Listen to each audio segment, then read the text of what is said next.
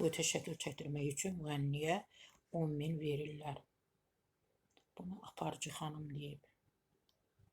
Mətanət Əliverdiyeva.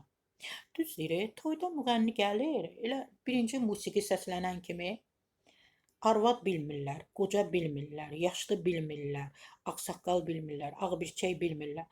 Hamı yeməyini qoyur masanın üstündə. Aparıcı danışır, aparıcını da orada eşitmirlər. Yəni bütün etik normaları belə deyim də pozub hamı gedir müğənni ilə şəkil çəkdirirlər. Bu mənim üçün maraqlıdır. O şəkli çəkdirib nə edəcəksiniz? Həm də qonşunuza göstərəcəksiniz. Axşam Brilliant Dadaşova toydaydı, ondan foto çəkdirdim. Nə bilim, Şəbnəm Tovuzlu toydaydı. Nə olsun, nə qazanacaqsınız? Toyu bütövlükdə pozursunuz. Elə ağsaqqallara, ağbirçəklərə deyirəm. Nə bilim, gəlinlərə deyirəm. Ər qalıb orada, əri. Gəlir kişi müğənninə şəkil çəkdirir. Mən o kişinin yerinə olsam həmən arvadı boşayaram ki, sən başqasının kişisinə niyə şəkil çəkdirsən? Allah müğənnidir. Ola bilsin ki, yox, tutaq ki müğənnidir.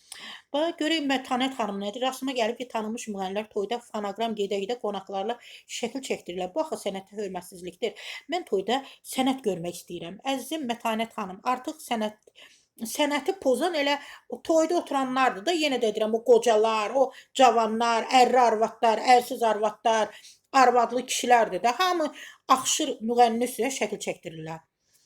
Bəli, Mətanət Əliverdiyeva Xəzər axşam verilişində deyib, o bəzi toy sahiblərinin məclisdə şəkil çəkdirmək üçün müğənniyə 10.000, yəni manatda azen verib toya çağırıldığını bildirib.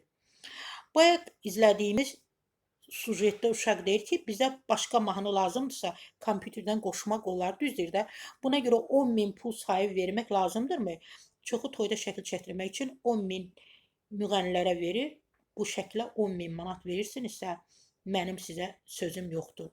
Düzdür də, müğənni də mahnı gedir orada. Onu qucaqlayır, bu bunu qucaqlayır. Artıq sənət yoxdur. Sənət deyilən şey yoxdur. Bayağı mahnılar, bayağı müğənnilər 10.000, 15.000, 20.000 verir. Valideynlər gətirir. Sonunda nəticəsi də bu da olur.